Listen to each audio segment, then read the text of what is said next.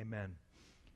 Couldn't be a better message tonight based on these types of events that happen within our life, because it's that aspect of understanding God's providence and His oversight and His sovereignty in the affairs of man that causes us to be able to say, you know, based on what has been, it will get me through what is and what will be. So we're going to pick up halfway through the book of Esther tonight. If you don't have a Bible, put your hand up and hold it up really, really high. One of the guys will bring you one. We're going to pick up in verse 5 of the book of Esther, and we're probably going to finish tonight, Lord willing. We got through half of it last week. We'll see how it goes. An amazing story.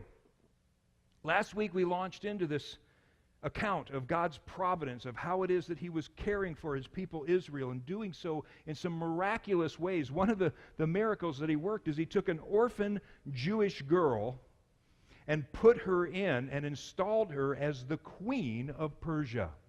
She now is elevated to a position that, could have never been imagined. It was certainly and without exception by divine intervention. And although it's always incredible when we look back at God's Word and we look back at what He's done, when we look at this account,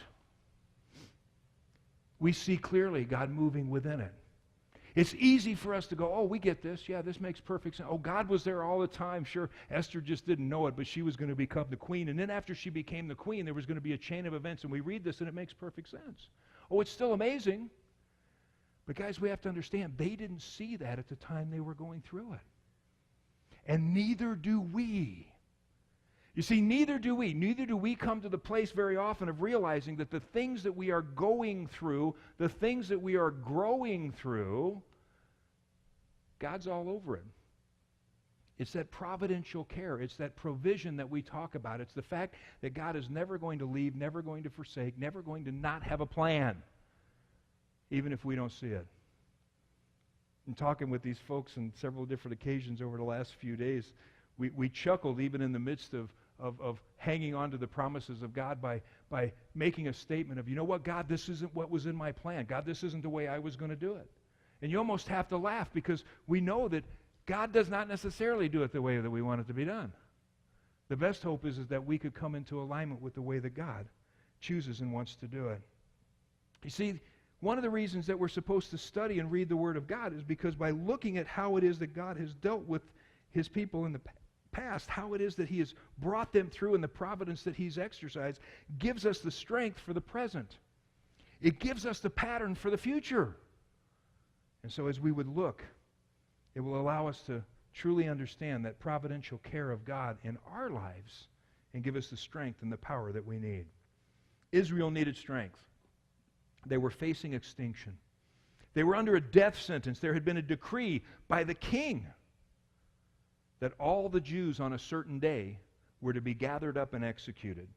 The king had based this decree on misinformation, on information that came from his top prince, from the head of his security, from his closest advisor, a man by the name of Haman. Haman had sought the destruction, the extinctions of the Jews, not because there was something wrong as he related to the king. See, his story to the king was real simple. They're subversives.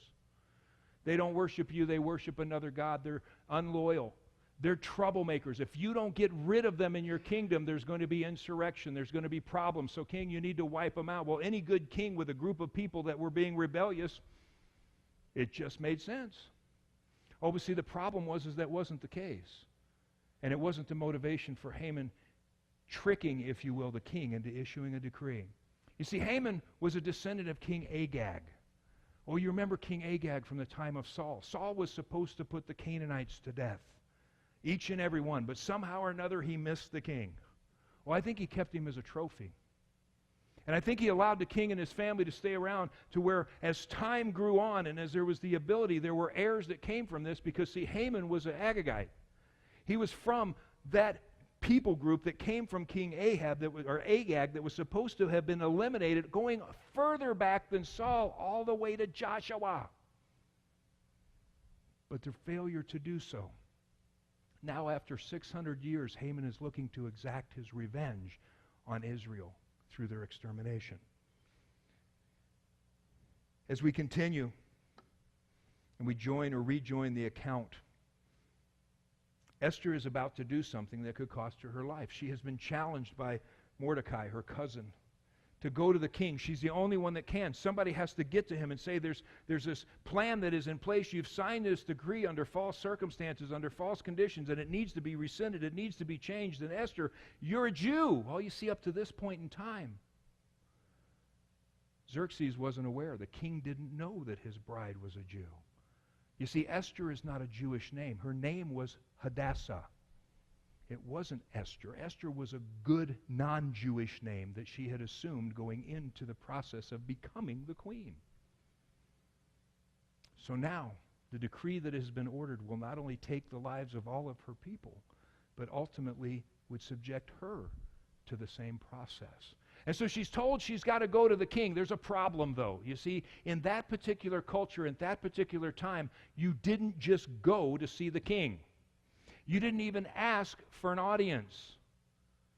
The king either called you or you didn't see him. And so the problem she had is she had to put herself into a situation to where she had to go to the king, which was a violation of law, and the only thing that could save her was if the king accepted her entry.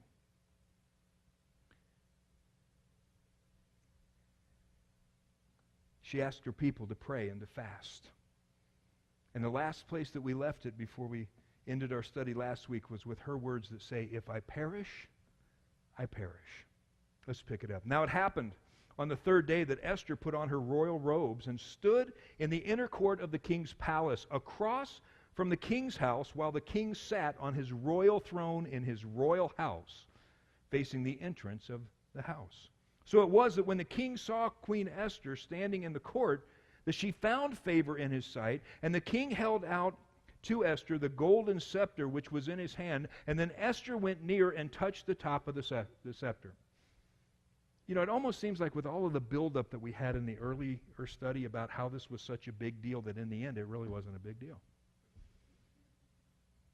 I mean, basically, you've got to get the picture. The king is doing business on his throne, not in his house, but in the royal palace, in the royal gathering hall, the hall that was reserved for those that he invited, for the other princes of the 127 other nations that he governed. If they were going to come in, this is where they met. This is where they did business, the king's advisors. You didn't come in without an invitation, and there was certainly no women allowed, not even the queen. So what she does, while the king's sitting on his throne, is she positions herself in his house across the courtyard, and she just stands there. Just this interruption was worthy of death. Could cause the king to lose face, could cause him to look weak, because women didn't do this. And for him to acknowledge her could cause him to lose ground and look weak in the eyes of all of these other princes that he was controlling over the business that was taking place. And yet God had done a work. And as she stood there, the only thing that could save her was him raising his scepter, which was a sign of she lives rather than she dies.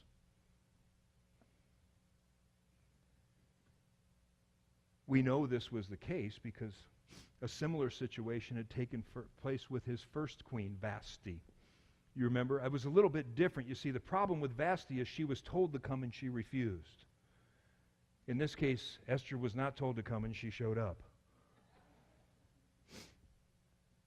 The king said to her, "What do you wish, Queen Esther? What is your request? It shall be given to you up to half of the kingdom." Well, we need to understand that this is an expression. It's not, oh, I'm really going to give you half of the stuff. This is like saying, whatever you want, you got it. Whatever you want, I can provide it. And the king said, or she said, Esther said, "If it pleases the king, let the king and Haman come to the banquet that I have prepared today." And the king said, "Oh, bring Haman quickly, that he may do as Esther has said." And the king and Haman went to a banquet that Esther had prepared. And at the banquet of wine, the king said to Esther, "What is your petition? What shall be granted to you? What is your request? Up to half of the kingdom, and it shall be done." Then answered to him Esther and said, "My petition and my request is this. If I found favor in the sight of the king, and if it pleases my king to grant my petition and fulfill my request, then let the king and Haman come to the banquet which I will prepare for them tomorrow. And tomorrow I will do as the king has said. So here's the big buildup. Here's the thing. She comes, she makes her presence known. The king accepts her. He says, what do you want? I'm paraphrasing now. What do you want? I'll give you whatever you want. I don't know if this was a means of really being sincere about it, or what do you want? Hurry up. What do you want? You got it. Whatever you need. She said, I want you to come to lunch. I want you to come to a banquet. I fixed a special meal, and I want you to bring Haman.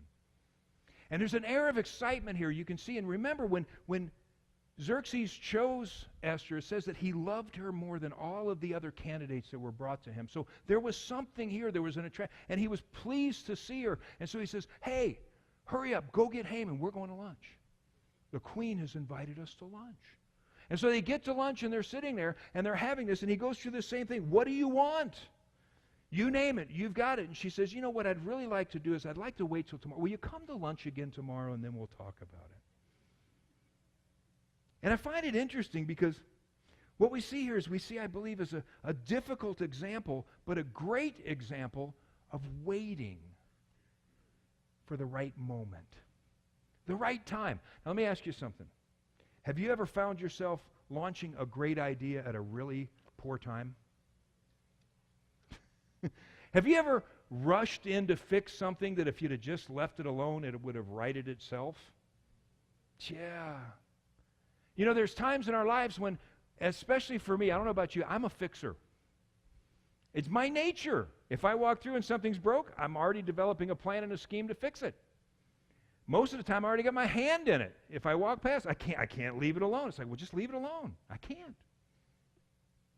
I'm learning that from time to time, I have to allow God the opportunity, the Holy Spirit the opportunity to be able to work in the lives of His people without my meddling, without my intervention, without this aspect of me trying to fix it on His behalf. I got this, God. Don't worry about it. I'll handle it. And He's like,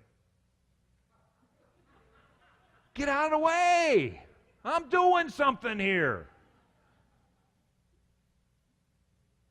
So often we'll rush in to solve the problem that we don't even give time for God to work and for those that would receive to receive. And we have to understand that, guys, waiting on the Lord and looking for right timing is a discernment issue. It's not procrastination. It's not choosing to do nothing, because right now, you've got to remember where Esther's at. She has put herself dead in the middle and the center of the storm. She has put herself in a place where at the king's word she can be executed for her acts of disrespect by coming to the court. She's still on eggshells. She's still at this place to where she has not made any kind of ground with him. She has only gotten an audience, but she's willing to do that. But in the midst of that, I would think that her tendency would have been, I need to fix this right now. Okay, come here. You guys are here. Let me tell you what's going on. But she waited. I don't know exactly how that worked, but what I see is I see this process that very often, while we're in motion, while we are doing what we know is the right thing to do, sometimes we have to be willing to wait and listen and expect God to move. Very often in the midst of dealing with situations when things are not going well, and I know that I'm interjected into it by virtue of the fact of my position as a pastor or a friend. There's times when the only thing that I can do is pray that God will go before the conversation. Pray that God will go before the meeting, that God will go before the next time that we get together in order to do the preparation of what He wants, and then on top of it, and most importantly, pray that I won't mess it up. And so often we don't do that. So it says in verse 9 that Haman went out that day. He was happy, man. He was glad of heart. But Haman then saw Mordecai in the king's gate, and Mordecai didn't stand or tremble before him, and he was filled with indignation against Mordecai. Nevertheless, Haman restrained himself, and he went home, and he sent and he called for his friends and for his wife Jairus, and Haman told them of his great riches and the multitude of his children and everything that the king had promoted to him, how he had advanced above all the others in the land. And moreover, I've been invited to the queen's lunch. Just me and the king. I'm somebody.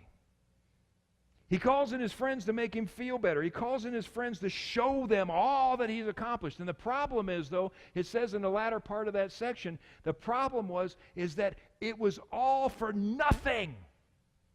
Simply because as long as Mordecai the Jew was sitting in the king's gate, he couldn't have any peace.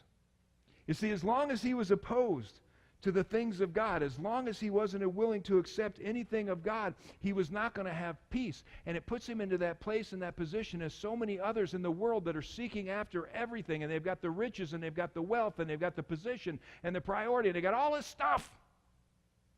But because they don't know God, they don't know peace. And he just can't get over it. There's nothing he can do with everything he's got because of this one stinking Jew, Mordecai. Man, that guy just irks me. I go past him, he's standing in the gate, and everybody else is, oh, great Haman. And Mordecai's just going.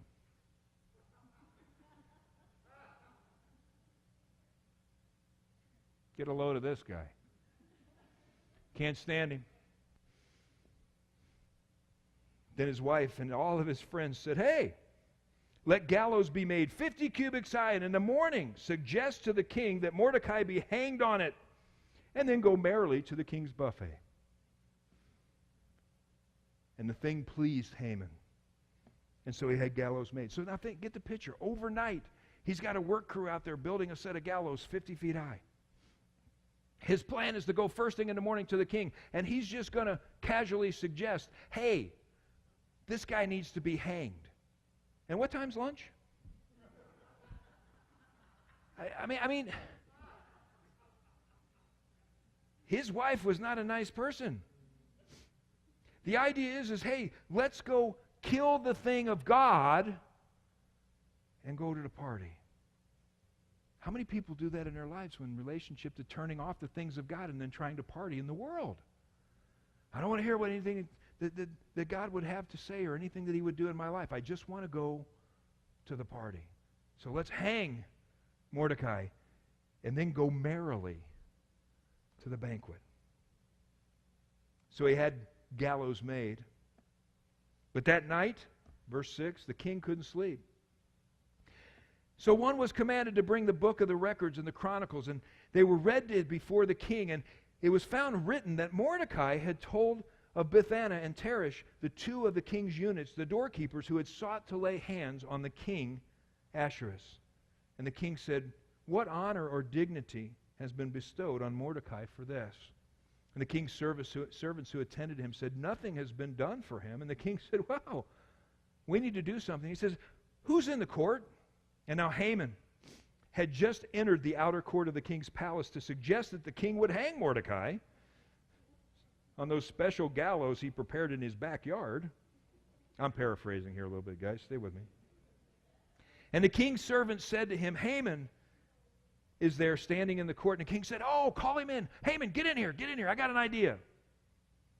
Haman came in and asked him, or the king asked him, what shall be done for the man in whom the king delights to honor? Oh, now Haman thought in his heart, oh, who would the king delight to honor more than me? And Haman answered the king, and he says, for the man in whom the king delights to honor, let a royal robe be brought that the queen or the king has worn, and a horse in which the king has ridden, and a royal crest placed upon his head. And then let the robe and the horse be delivered by the hand of one of the king's most noble princes. Oh, that he may array the man whom the king delights. And I can't help but get the picture that even as he's saying this, he's imagining it happening. I'm standing there, and one of the high princes is putting the robe upon me, and I'm having the gold crown affixed upon my head. And here's that horse that the king had ridden in the last parade, all decked out, and they're going to stick me on this horse, and then they're going to parade me through the streets and through the city square and proclaim before me, thus shall be done to the man in whom the king delights to honor. Haman's living the dream right now. He's all over it. He just knows that he's the man. And then the king says to Haman, oh, great idea, man. Hurry. Take the robe and the horse that you've suggested and do so for Mordecai, the Jew. Talk about the bubble burst. It says, thus it shall be done. He said, make sure you don't leave anything out. And I could see Haman standing there going, had to catch himself.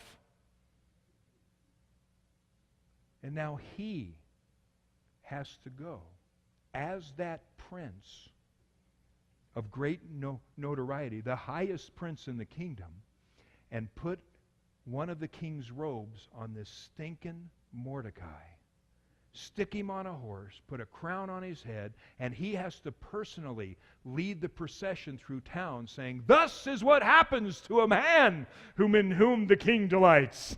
I can see him going, yeah, this is the guy. Have you ever had that I can't believe this is happening moment? It's happening to Haman right now. And you can't make this stuff up. But what's interesting is by waiting to speak on the first opportunity, Esther allows God to speak to the king. Well, now the picture is really interesting. The picture is interesting because what it was is he couldn't sleep. He woke up, and in order to go to sleep, he said, read me the book of me. So what the Chronicles were, the acts of the king. All right? Read back to me the things that have happened. Read my story to me. And at some point in time, you'll remember in the first portion of the study where it talked about how important it was to remember that Esther made sure that Mordecai's name was placed in the Chronicles of the king in order that there would be a record of his loyalty. There would be a record of the fact that he was the one that uncovered a plot to assassinate the king.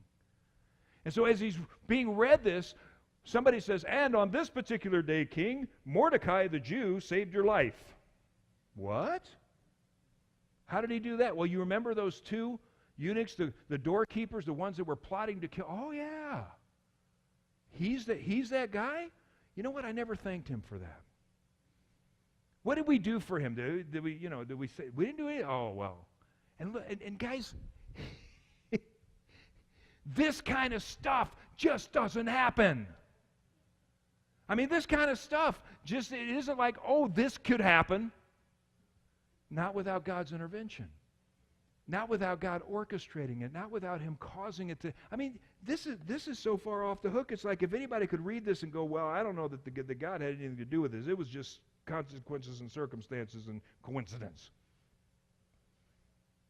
No. So anyway, Mordecai in verse 12 goes back to the king's date, but Haman hurried to his house, mourning with his head covered. And Haman told his wife, Zeresh, and all his friends everything that had happened to him. And his wise men and his wife Zeresh said to him, if Mordecai, before whom you have begun to fall, is of Jewish descent, then you will not prevail against him, but you will surely fall. Don't you love the loyalty that they had to Haman? Wait, you're the guys that told me to do this. Oh, you're in trouble now. Boy, that was stupid. I can't believe you did that. And while they were talking, the eunuchs came, and they hastened to bring Haman to the banquet which Esther had prepared. And the king and Haman went to dine with the queen. And on the second day, at the banquet of wine, the king again said to Esther, what is your petition? It'll be granted to you. Whatever you request, up to half of the kingdom, it shall be done. And the queen, Esther, answered him and said, if I have found favor in your sight, O king, and if it pleases the king, let my life be given to me at my petition, and my people at my request. For we have been sold, my people and I, to be destroyed, to be killed, to be annihilated. Had we been sold as male and female slaves, I would have held my tongue, although the enemy could never compensate for the king's loss. So it says, King Ahasuerus answered and said to the queen, who is this that would dare presume in his heart to do such a thing? And Esther said, the adversary and the enemy is this wicked Haman. And so Haman was terrified before the king and the queen. You think? I love the way that Esther presents this. See, the king doesn't know that Esther's a Jew. He doesn't know. And she says, someone in your administration has plotted to kill me and all my people. Oh, what a better way for the king to get upset. Somebody's going to kill my wife? I don't think so. Who did it? Haman. Then the king arose in his wrath, and he went from the banquet of wine, and he went into the palace garden. But Haman stood before the queen, pleading for his life, for he saw the evil was determined against him by the king. You think? Then the king returned from the palace garden to the place of the banquet of wine, and Haman had fallen across the couch where Esther was. And the king said, will you also assault the queen while I am in the house? As the word left the king's mouth, they covered Haman's face. Now, Harbonah, one of the eunuchs, said to the king, hey, the gallows 50 cubits high are over at Haman's house that he made for Mordecai. Just a thought. What do you want to do? Again, I'm paraphrasing. The king said, hang him on it. And so they hanged Haman on the gallows that he had prepared for Mordecai. And the king settled down. And the king's wrath subsided. Guys, I love this picture of how it is that God works in the life of his people. Israel is in real peril. Mordecai was going to be killed by Haman. It was going to happen. Esther was faced with these impossible circumstances, but yet she trusted God to do that which was right. Mordecai had stood in the king's gate and not bowed to Haman when he could have resolved the whole issue. You remember in the first part of our study, in the first part of the book, it said that if he'd have just gone like this and said nothing, he'd not have ever gotten under Haman's skin. But he was the only one in the entire gate, in the entire administration. I ain't going to bow. Why? Because I only bow to my king. I only bow my knee to my God. He stood on his principle, knowing that it was going to get him in trouble, to the degree that you remember, all of the other advisors, all the other guys that were there had gone to him and go, knock it off, man, what are you doing? Paraphrasing again. If just go along.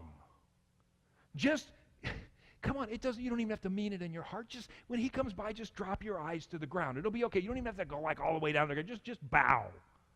He said, no. I'll only bow to my God.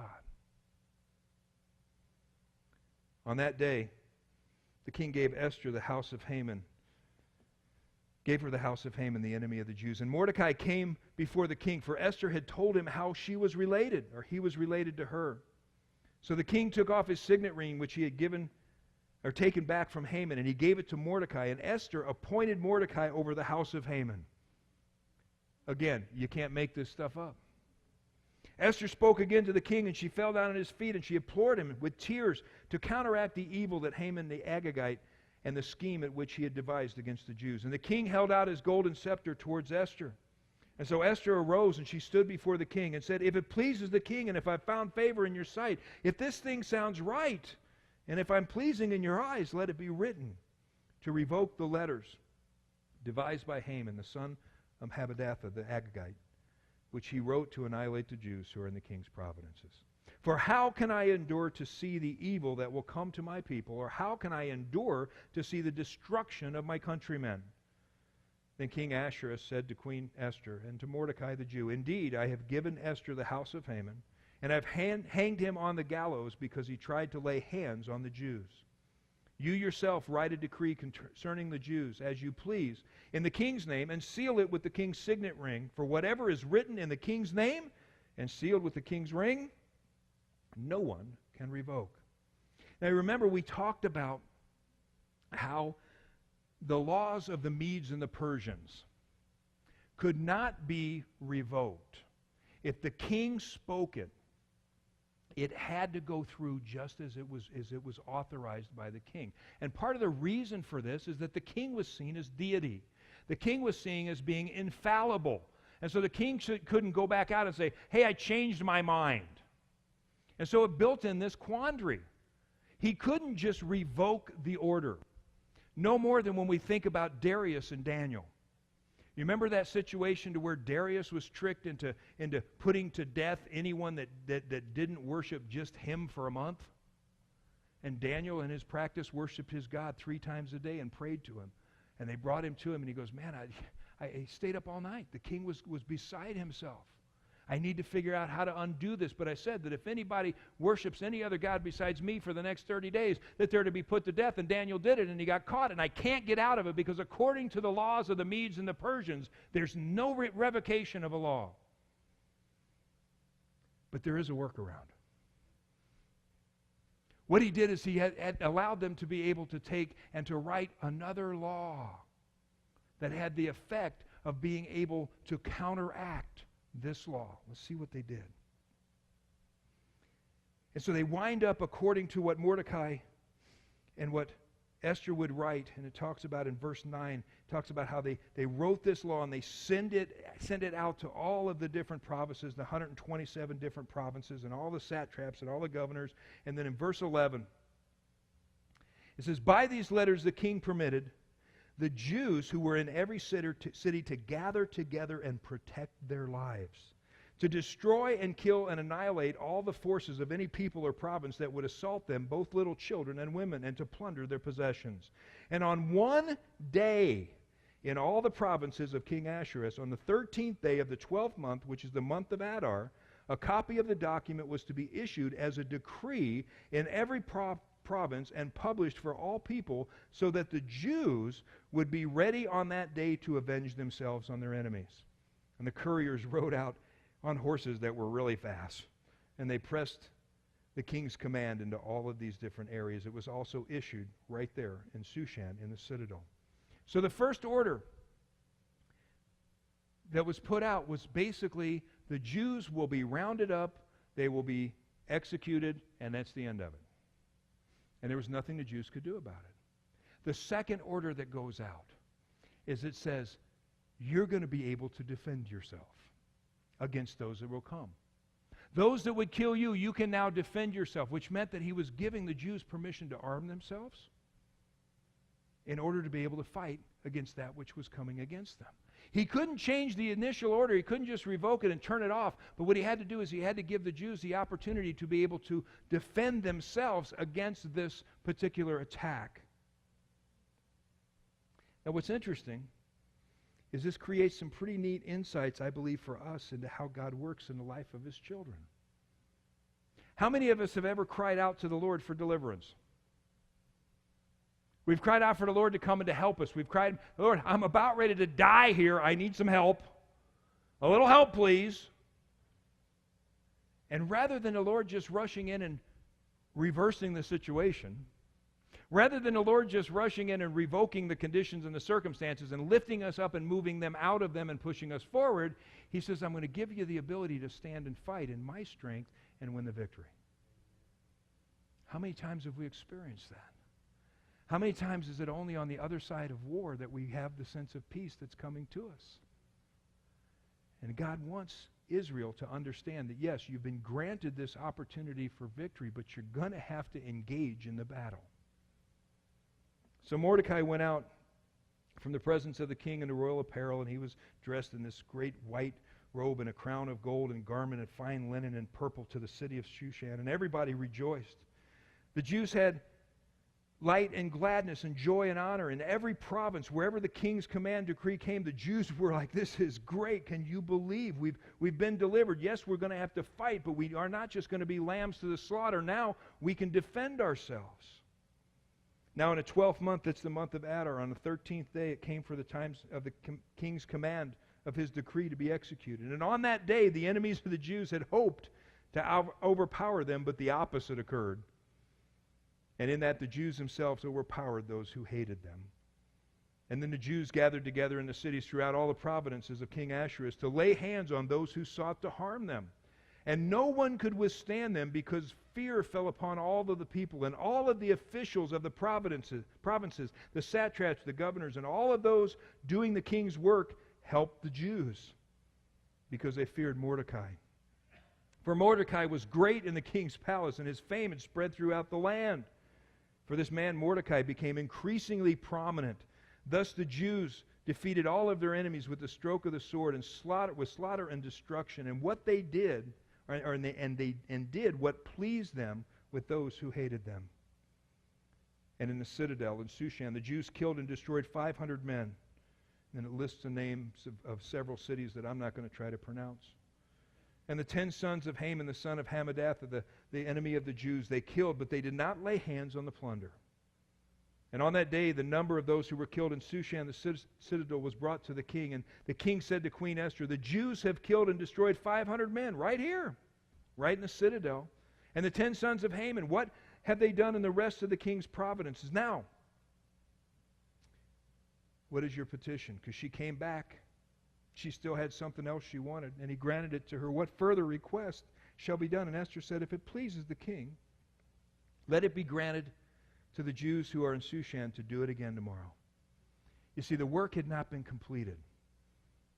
The work had not been completely done to where there was this opportunity to eliminate that which was of the flesh. And see, guys, we've got to go back to the understanding. When we talk about Agag, when we talk about the Canaanites, we're talking about the flesh. And Esther goes back to the king and says, the work isn't completely done. Give us one more day.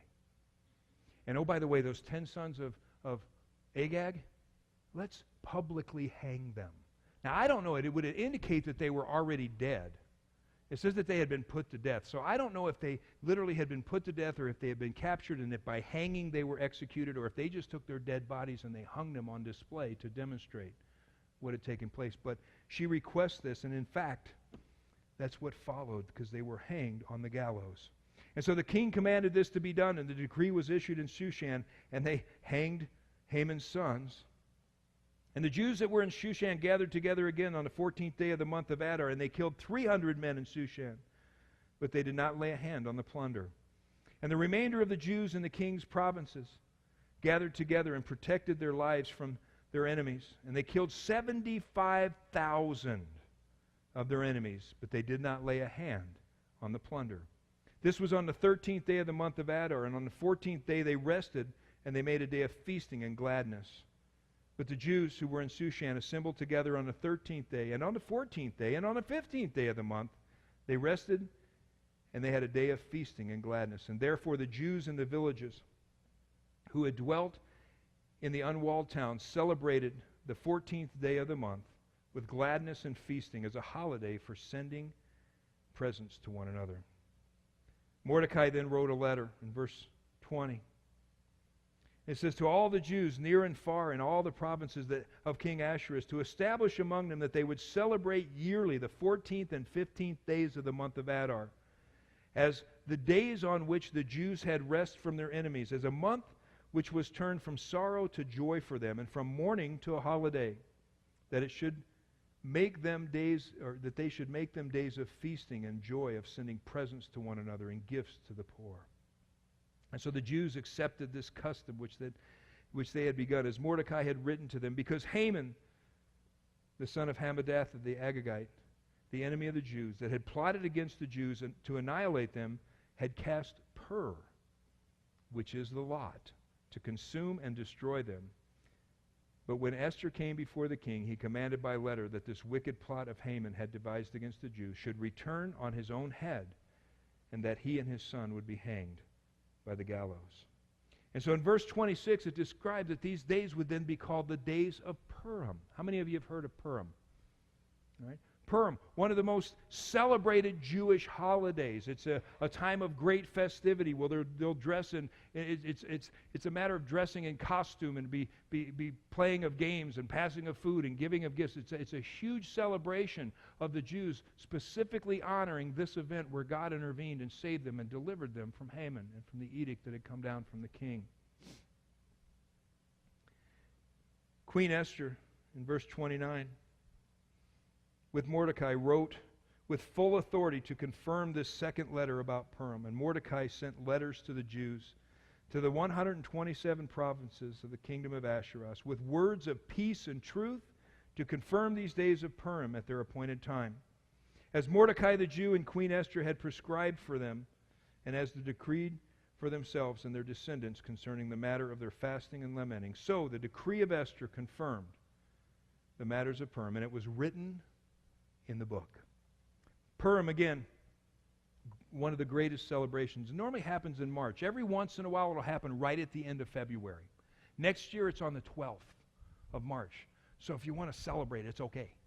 And now you know what you'll be celebrating. Because somebody will mention, hey, it's Purim. And you go, I've heard that, but I don't know what you're talking about.